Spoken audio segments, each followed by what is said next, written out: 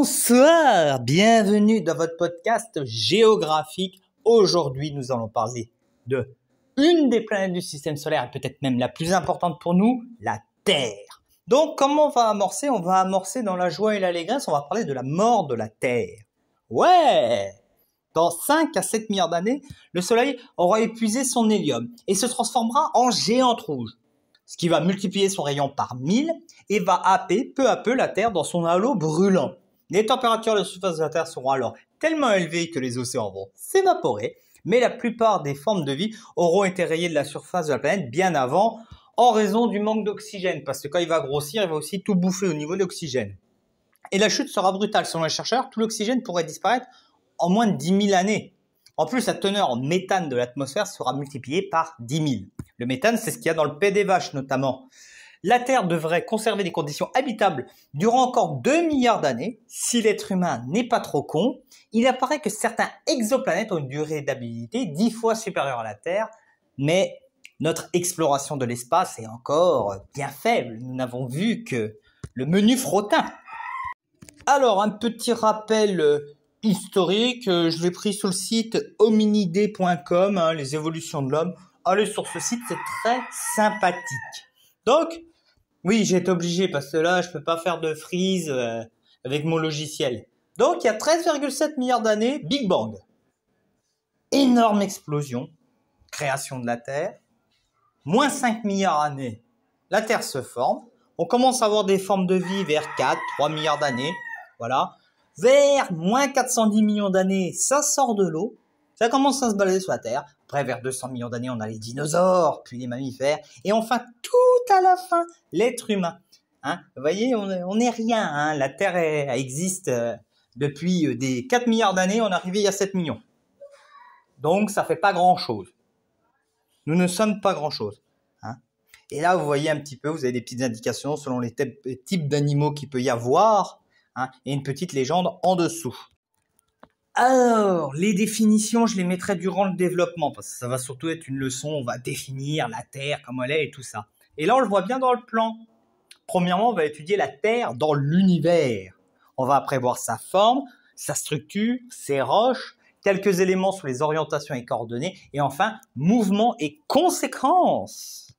Alors, petit 1, la Terre dans l'univers. L'univers, c'est l'ensemble de tout ce qui existe. L'espace, le temps et la matière, les étoiles, les planètes, la gaz, la poussière de l'espace, enfin pas mal de choses. La galaxie, c'est un ensemble céleste dans l'espace, regroupant chacune des milliards d'étoiles, des gaz et des poussières qui tournent autour d'un centre. Ces galaxies sont nombreuses et immenses. Il existe plusieurs formes de galaxies, spirales, elliptiques, irrégulières et même des galaxies naines. On a la Voie lactée, c'est le nom de notre galaxie dans laquelle se situe notre système solaire. Il s'agit d'une grande galaxie spirale barrée, abritant environ 100 à 400 milliards d'étoiles, dont le Soleil, et mesurant environ 100 000 années-lumière de diamètre. Le système solaire, c'est le nom donné à notre système planétaire, composé du Soleil et de l'ensemble des objets célestes qui tournent autour de lui. Ceci inclut les planètes, leurs satellites, les astéroïdes, les comètes ainsi que les gaz et des poussières. L'âge du système solaire est estimé à 4,5 milliards d'années environ. On a les astres. Un astre désigne un corps céleste relatif au ciel. On parle aussi d'objets célestes. Un astre représente tout corps céleste, non artificiel, donc naturel, visible depuis la Terre. La Terre n'est pas un astre. Si on peut voir les astres depuis la Terre, c'est soit parce qu'ils sont lumineux par eux-mêmes, comme le Soleil et les étoiles, soit parce qu'ils réfléchissent la lumière solaire, comme la Lune et les planètes. Étoiles. Alors une étoile, c'est un corps céleste qui se déplace dans l'espace et émet sa propre lumière. On peut en observer des milliers depuis la Terre, généralement la nuit. Les étoiles brillent parce que ce sont des boules de matière en fusion. Les planètes, c'est des corps célestes qui gravitent autour d'une étoile. Les planètes n'émettent pas par elles-mêmes de la lumière, seul le Soleil et les étoiles en émettent. Un satellite, c'est un objet en orbite autour d'un astre. Quand il n'est pas d'origine humaine, c'est un satellite naturel. Par exemple, la Lune est un satellite naturel de la Terre et la Terre est un satellite du Soleil. Quand il est d'origine humaine, il permet de prévoir le temps, de sauver des navigateurs en détresse, etc. ou la télécommunication et permet l'échange de communication. Espace interstellaire. L'espace interstellaire, c'est l'ensemble de la matière qui existe entre les étoiles et un système planétaire dans une galaxie. Enfin, les années-lumière, c'est la distance parcourue par la lumière en 1 an. Proxima du Centaurus est à 4,28 années-lumière de notre planète. Ça veut dire qu'il faut à peu près 4 ans pour que la lumière de cette étoile vienne jusqu'à nous. Une année-lumière fait 9460 milliards de kilomètres. La lumière effectue presque 300 000 km par seconde. Donc, pour clôturer cette partie, là où je vous ai quand même bien balancé des trucs, je vous ai mis un petit schéma, hein. Voilà, je suis en train toujours de vérifier s'il n'y a pas Pluton, hein, parce que je peux faire gaffe de prendre un truc qui n'est plus en date, parce que Pluton n'est pas une planète. Donc voilà, on a Mercure, très proche du Soleil, Vénus, la Terre, idéalement placée, comme Mars. On a Jupiter, qui est assez costaud, et Saturne, puis la planète qui sent le plus mauvais du système solaire, c'est-à-dire Uranus, et enfin Neptune. Hein. Les autres sont des planètes telluriques, c'est-à-dire du dur, et les autres, c'est du gaz. Alors maintenant, nous allons parler un petit peu de la forme de la Terre. Alors c'est une sphère aplatie au niveau des pôles, ce qui va avoir aussi son importance au niveau des climats et des champs magnétiques. La dimension, alors diamètre à l'équateur, c'est 12 756 km. Hein. La masse, c'est quand même un beau bébé de 5 974 milliards de tonnes. Ouais, elle est massive. Le rayon de la Terre, c'est 6 371 km, une superficie de 510,1 millions de kilomètres carrés, inclinaison 23 degrés, ce qui va faire énormément pour les climats. Au niveau de la composante, on a du fer à 32,1%, de l'oxygène 30,1%, du silicium 15,1%, du magnésium 13,9%, du soufre 2,9%, du nickel 1,8%, du calcium 1,5%, de l'aluminium 1,4%, le reste 1,2%, consistant de légères traces d'autres éléments. L'atmosphère, l'enveloppe gazeuse entourant la Terre, que l'on appelle air, se compose de 78% d'azote, 20% d'oxygène, 0,93 d'argon, 0,04 de dioxyde de carbone et des traces d'autres gaz. Cela permet d'avoir de l'air et d'être protégé des rayons solaires trop violents et des objets qui peuvent tomber. La lithosphère. La lithosphère est l'enveloppe rigide de la surface de la Terre. L'hydrosphère, c'est l'ensemble de l'eau présente sur la planète sous toutes ses formes. Volume, 1 424,192 640 km3. Enfin, plus d'1 milliard.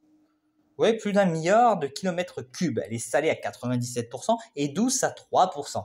La biosphère est l'ensemble des organismes vivants et leur milieu de vie sur la Terre. Bon, là, j'ai remarqué que je vous ai fait manger beaucoup de texte. Donc là, pour la structure, on va pas s'embêter. Un petit schéma là que vous avez devant vous, qui est pas très compliqué à reproduire. Donc, on va partir du plus bas pour aller au plus haut. Le noyau interne vers le centre, le noyau externe, le manteau interne, le manteau externe, la croûte. En gros, la croûte, c'est là où on est. La troposphère, la stratosphère, la mésosphère, la thermosphère, l'exosphère, et après, hop, vous êtes dans l'espace. Voilà à peu près la structure de la Terre, avec le schéma et tout ça. Les roches. Une roche est un matériau solide qui constitue la croûte terrestre et qui s'est formé d'un assemblage de minéraux. Il est important de distinguer une roche d'un minéral. Un minéral est un élément naturel ou un composé chimique qui entre dans la formation des sols et des roches. Un roche est donc composé d'un minéral ou de plusieurs minéraux. On a les roches ignées, ce sont les roches qui résultent du refroidissement et de la cristallisation du magma. Les roches sédimentaires sont les roches formées par l'accumulation graduelle de sédiments. Les roches métamorphiques sont des roches qui ont subi une métamorphose, une transformation à cause de la chaleur ou de la pression présente dans la croûte terrestre. Alors, orientation et coordonnées. En géographie et en astronomie, un point cardinal est un point de l'horizon servant à se diriger et à s'orienter sur une boussole, sur un plan. On trouve généralement 4 points cardinaux, nord, est, sud et ouest. Donc voilà, si vous voulez faire une petite rose du vent, vous me mettez ça sur pause. Hein. C'est pas très compliqué, une feuille à 4, un compas, une règle, une équerre, une gomme et des crayons de couleur. Et des crayons de papier parce que vous allez devoir gommer. En effet, vous partez d'un cercle, vous faites les traits, vous partez sur des triangles, vous effacez, vous mettez de la couleur et comme ça vous avez une belle rose du vent, hein, nord, nord-est, est, sud-est, est, sud, sud-ouest, ouest, nord, nord-ouest et voilà. Donc, on a le pôle Nord, le pôle Sud, on a l'équateur qui passe au milieu. Donc voilà, vous avez les tropiques, tropique du Capricorne et tropique du Cancer. Alors, petit conseil, petit moyen mémotechnique, savoir que le Cancer est au nord et que le Capricorne est au sud, c'est que le Cancer monte à la tête. Petit moyen mémotechnique, je vous l'offre. Voilà, l'équateur permet de séparer les deux hémisphères. On a tous les cercles polaires, les tropiques, les équateurs, les tropiques du Cancer et du Capricorne, les cercles polaires, tout cela permet de définir le climat. Donc c'est une aide importante pour comprendre aussi les climats, mais vous inquiétez pas, nous allons faire une vidéo dessus. Les fuseaux horaires, c'est les zones de la Terre où l'heure choisie est la même. L'heure sur la Terre est différente selon sa position par rapport à l'éclairement du Soleil. À tout moment, la moitié de la planète est éclairée par le Soleil, alors que l'autre est dans la nuit. Quand on ne vit pas à proximité des pôles, durant 24 heures, on assiste à un lever du Soleil et à un coucher du Soleil. L'heure est choisie de sorte que minuit soit toujours la nuit et midi soit toujours le jour. Il y a 24 fuseaux horaires, 24 heures dans la journée, différentes de sorte que les différences soient un nombre entier d'heures. En effet, vous imaginez s'il y avait eu des décalages d'1h30, 1h45, ça aurait été la merde. Il a donc été choisi de découper la Terre en 24 bandes représentant les 24 heures de la même journée. En général, ça suit à peu près le même dessin que le méridien. La durée de la nuit et du jour varie selon la longitude et la période de l'année. Donc, dans un même fuseau horaire, les heures de lever et de coucher du soleil varient selon la longitude et selon la période de l'année. Par exemple, en été, en France, le soleil peut se coucher entre 21h et 22h, alors que si vous arrivez à Lomé, il fait nuit tous les jours à 18h30. Et pourtant, on est à peu près sur la même, le même fuseau horaire ou la même longitude. Enfin, dernier élément, il n'y aura pas de bilan avec des schémas parce qu'il y a eu énormément de schémas à chaque partie. C'est le mouvement de la Terre. En effet, la Terre tourne autour du Soleil et elle tourne sur elle-même. Donc, on a un solstice d'été, le 21 juin. Le Soleil est sur le tropique du Cancer, c'est l'été au nord, l'hiver au sud. On a l'équinoxe de printemps, le 21 mars. Le Soleil est sur l'équateur, c'est le printemps au nord, l'automne au sud. Le solstice d'hiver, le 21 décembre. Le Soleil sur le tropique du Capricorne, en hiver, et au nord, hiver au nord et été au sud. Équinoxe d'automne, 21 septembre, Soleil sous l'équateur, automne au nord, printemps au sud. Donc, si vous voulez voir un peu la rotation de la Terre, vous vous mettez dans le noir, vous prenez une lampe torche, vous prenez une orange, vous éclairez l'orange. Vous verrez bien qu'il y a une partie qui est éclairée et une autre partie qui est dans l'obscurité. Et vous verrez qu'elle n'est pas éclairée pareillement.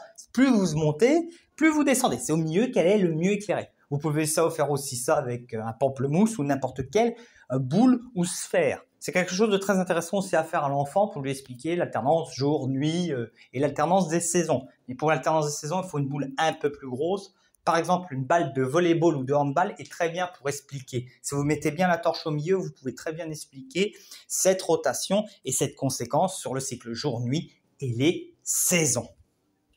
Donc, en conclusion, je vous ai parlé de beaucoup de choses sur la Terre, je vous ai mis beaucoup de schémas. J'espère que cette vidéo vous a plu. Si elle vous a plu, vous pouvez liker, partager, faire de la pub pour la chaîne, ça fait plaisir. Les plateformes de financement participatif, les réseaux sociaux, tout est en description. Je vous souhaite une bonne fin de journée. Ciao!